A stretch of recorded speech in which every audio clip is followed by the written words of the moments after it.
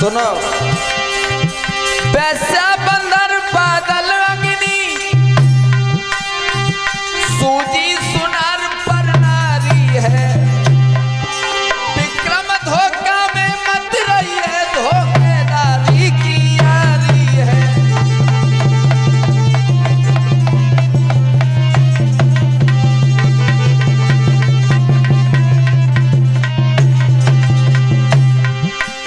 और सुनो,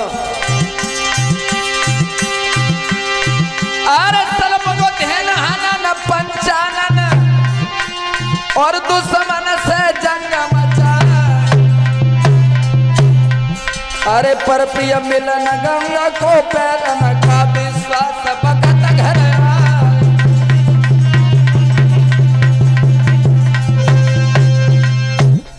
वो कभी ये कह रहा है अपने शब्दों में,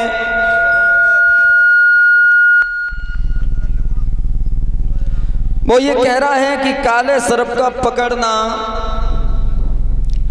दुश्मन के साथ में जंग खेलना, कह रहा है अपने शब्दों में, वो कभी युद्ध में जाना और गंगा जी का तैर करके पार करना, पराई स्त्री से मिलन करना, ये खतरों से खाली नहीं। जिंदा आ भी सकते हो, मर भी सकते हो। तिरिया तेग गुरंग गढ़ और जनता को संग, ये पांचों अपने भई विक्रम भई मति भंग। कहने का अर्थ ये है, ये सब ऐसी व्यवस्थाएं हैं, देखा होगा तुमने।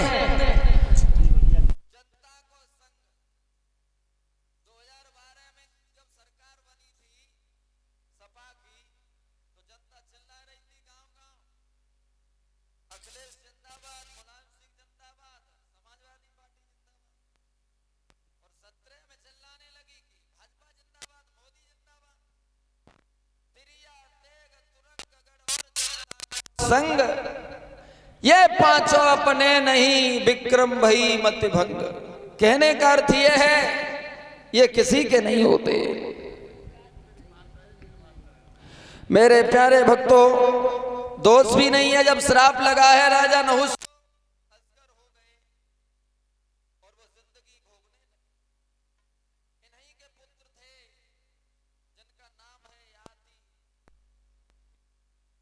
तेरो नंदलाल, हाँ तेरो नंदलाल मैया, तेरो नंदलाल।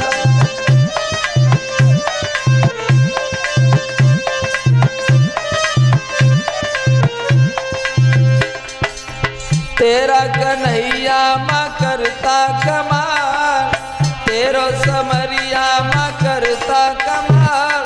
तेरो नंदलाल मैया, तेरो नंदलाल, हाँ मैया, तेरो नंदलाल।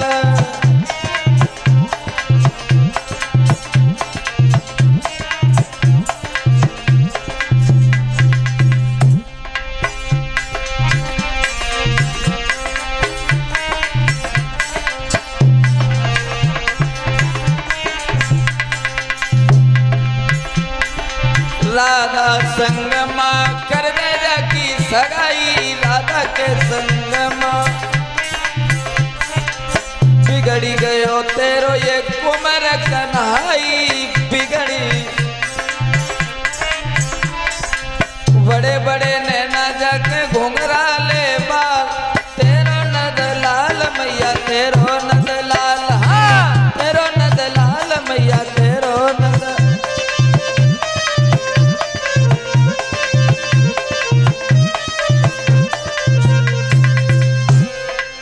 तेरो कन्हैया माँ करता कमाल, तेरो समरिया माँ करता कमाल। तेरो नंदलाल मैया, तेरो नंदलाल, हाँ तेरो नंदलाल मैया, तेरो नंदलाल।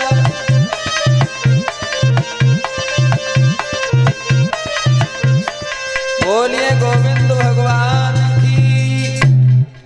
ध्यान केंद्रित कीजिए जहां प्रसंग चल रहा था। जिस समय जाएंगे हम, तो ये बात को सोच करके वो लड़की देखती है, लेकिन हुआ ऐसा तभी उसी समय से याति महाराज घोड़ा पे सवार होकर के जा रहे हैं।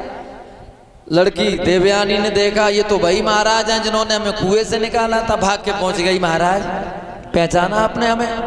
नहीं, मैंने तो नहीं पहचाना, कौन हो आप? जवाब दिया, हम भली बात जानते हैं, लोग पैसे वाले हो जाते हैं तो गरीबों को भूल जाते हैं। जवाब दिया, सो कोई बात नहीं है देवी, ध्यान नहीं है, राजकाज में लगे रहते हैं, अगर ये बात है तुम अपना परिचय तो कौन हो? मैं शुक्राचार्य की लड़की देवयानी। तू फिर आ गई? याति कहने लगे, तेरी बुद्धि खराब है क्या? बोले, मैं अब विभाग की दृष्टि से नहीं आई हूँ, मैं इस दृष्टि से आई हूँ, मेरे पिताजी तुमसे मिलना चाहते हैं। कोई बात नहीं, शुक्राचार्य से तो जरूर मिलेंगे, चल दिए। और जब शुक्राचार्य ने देखा एक नौजवान को अपनी पुत्री के साथ में आता हुआ, जवाब दिया, बेटी ये कौन है? दोनों हाथ जोड़ लिए याति महाराज ने। महाराजा धीराज नहुस का बड़ा पुत्र याति हूँ, मैं आपके चरणों में नमस्कार करता हूँ। जवाब दिया, समझ गए कि इन दोनों की जो दृष्टि है वो शादी करने की बन चुकी है। तो सवाल कर दिया शुक्राचार्य ने, बेटा मेरी बेटी की तुम्हें आदत कैसी लगती है? बोले, बढ़िया है, लेकिन ये गलत है कि बात मानती नहीं है, हटीली बहुत है। बेटी तुम्हें महाराज की आदत कैसी लगती है? जवाब दिया, पिताजी मानते ही नहीं है बात, वैसे सब बढ़िया है। कोई बात नहीं है, समझ गए कि अब इन्हें की शादी कर देनी चाहिए। दोनों की शादी की। शादी करने के बाद वो लड़की जो विश्वकर्मा दैत्य राजा की लड़की है शर्मिष्ठा, उससे ये कह दिया, है राजा मेरी बात सुन ले, तुम जा रहे हो बढ़िया बात है, लेकिन एक बात का ध्यान रखना। क्या रखना? बता रहे हैं, सुनो।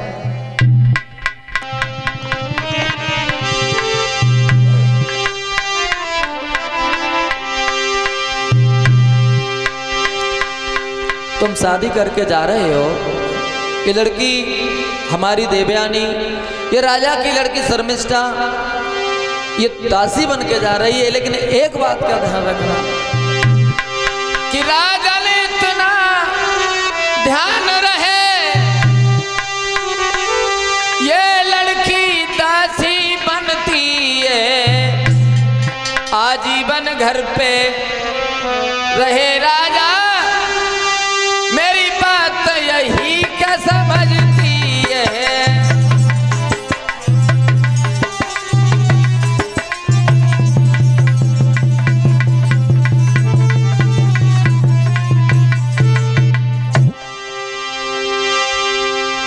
इसका क्या ध्यान न तुमको,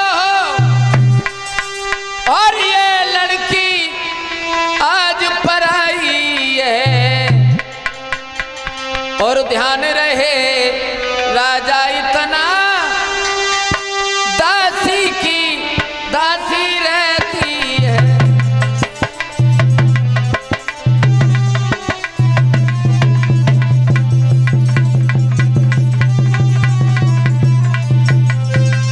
जवाब दिया, दासी दासी रहती है, इसे कभी अपने गले से मन लगाना, इसका त्याग करना, और अगर तुमने ऐसा नहीं किया तो फिर नतीजा उल्टा हो जाएगा। ऐसा ही हुआ। लेके चले आए प्रयाग में, एक महल उनके लिए बनवा दिया, दूसरा शर्मिष्ठा के लिए, अलग अलग रह रहे। वो कभी ये कह रहा है, जब समय कुछ व्यतीत हुआ, याति महाराज की ज्येष्ठ पत्नी के द्वारा 2 पुत्रों का जन्म हुआ। देवयानी के उधर से उनका नाम रखा गया, बड़े पुत्र का यदु, छोटे वाले का तुर्वस। कुछ समय व्यतीत हुआ, धीरे धीरे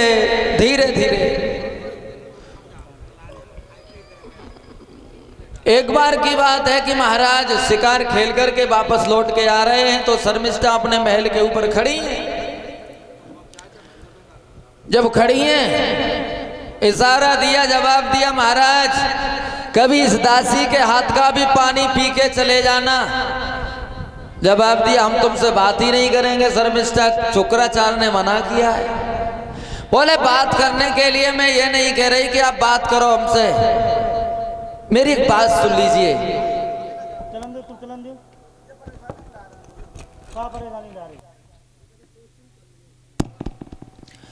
जवाब दिया,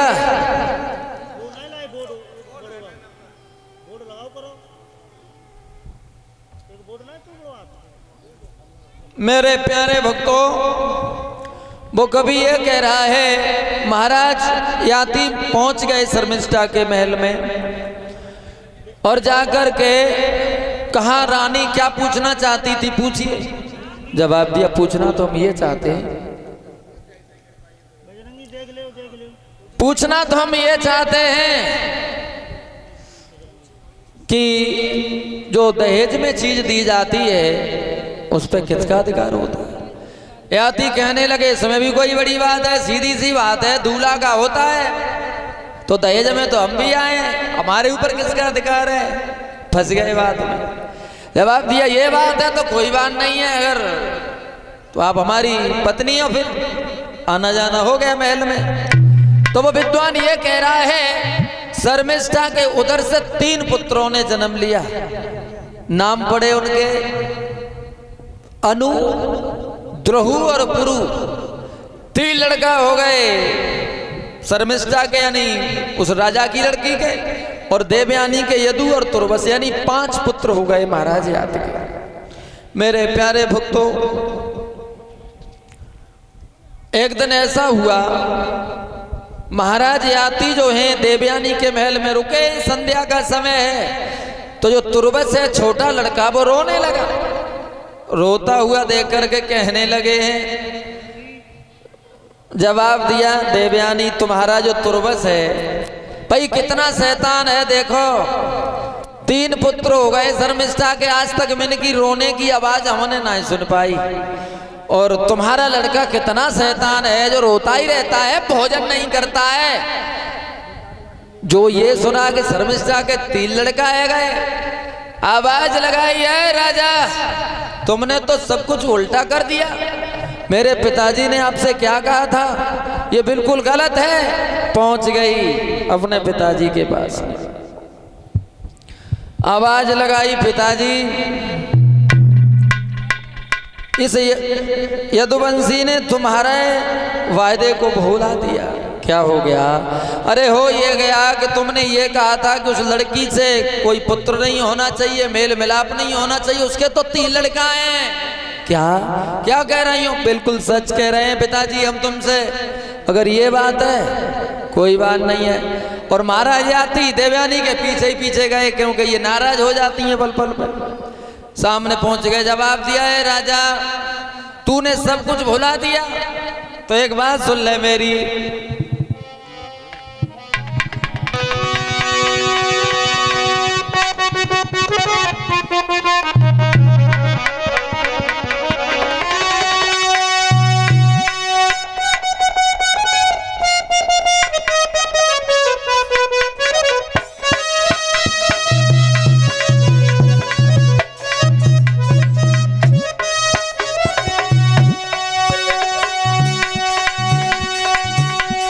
जवाब दिया, शुक्राचार्य कहने लगे, याति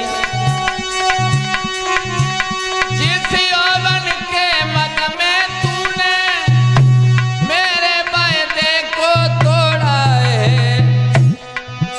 जिस यौवन के मद में तूने दासी संग रिश्ता जोड़ा है,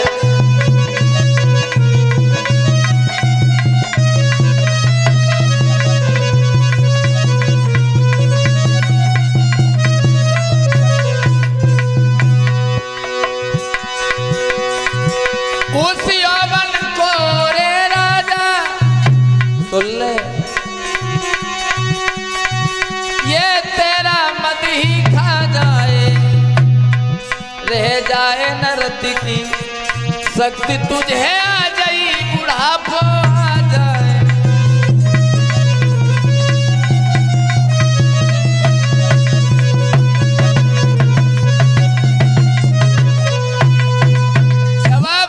बाजी वाह, सब कुछ भूल गए।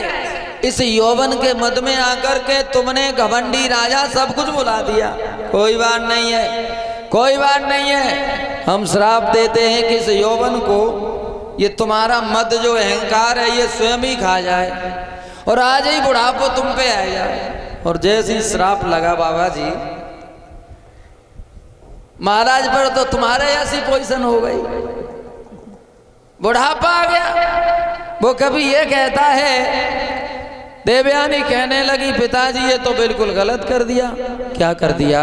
कर ये दिया, मैंने ये कहा था कि हमारे पिता पति ने गलत किया है, इसकी कोई सजा दो, लेकिन तुमने तो अब हम कहाँ जाए। जवाब दिया बेटी जो कुछ है वो सब बढ़िया है, क्योंकि एक ऋषि के मुख से निकला हुआ वचन जो श्राप के रूप में है, जैसे तीर निकलने के बाद वापस नहीं आता धनुष पे, वैसे ही ये श्राप वापस नहीं होता है। कोई उपाय पिताजी? उपाय इतना है, क्या उपाय? ये अगर इन्हें कोई अपनी जवानी दे दे, यौवन दे दे, ये जरूर सही हो जाएंगे, जरूर हो जाएंगे सही। आशा करेंगे सभी माता बहनों से एक भजन बोल लो। भगवान का बहुत देर से बैठे हम ही कह रहे हैं, तो सभी भक्त बोलेंगे।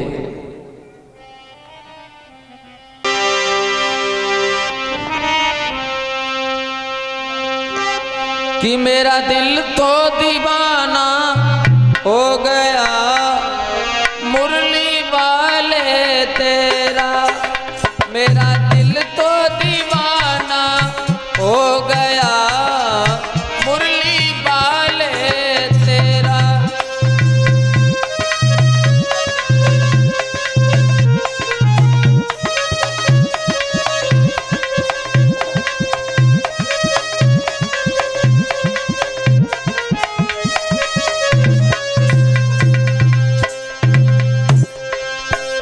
मेरा दिल तो दीवाना हो गया मुरली वाले तेरा, मेरा दिल तो दीवाना हो गया मुरली वाले तेरा।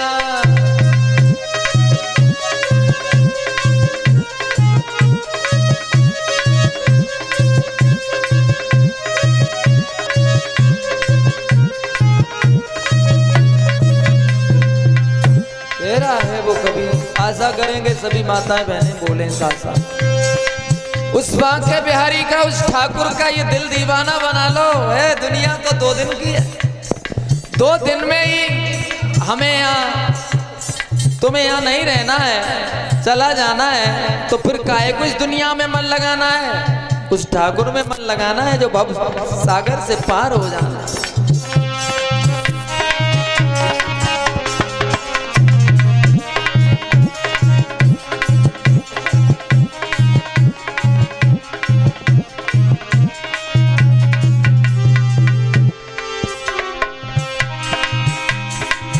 ए तेरी दीवानगी ने क्या दिखाया,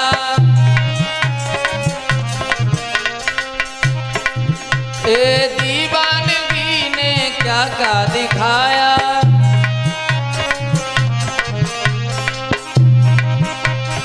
दुनिया छुड़ा के तेरा बनाया,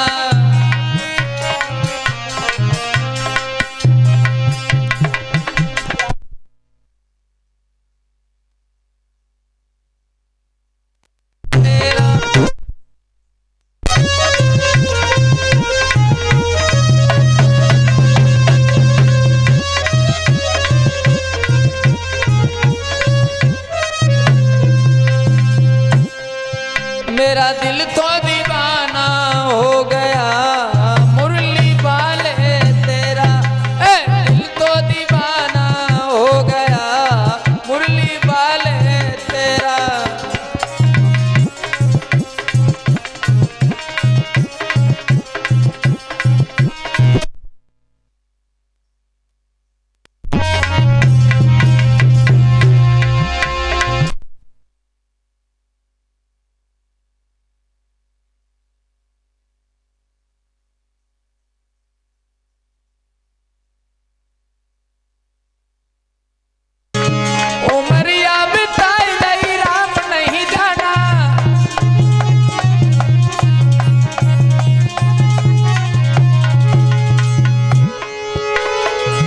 अरे करी करी पाप गठरिया बांधी,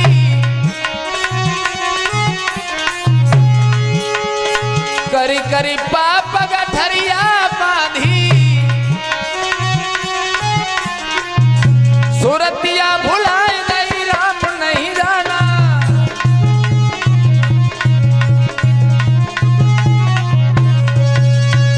कुछ काम करो ऐसा कि नाम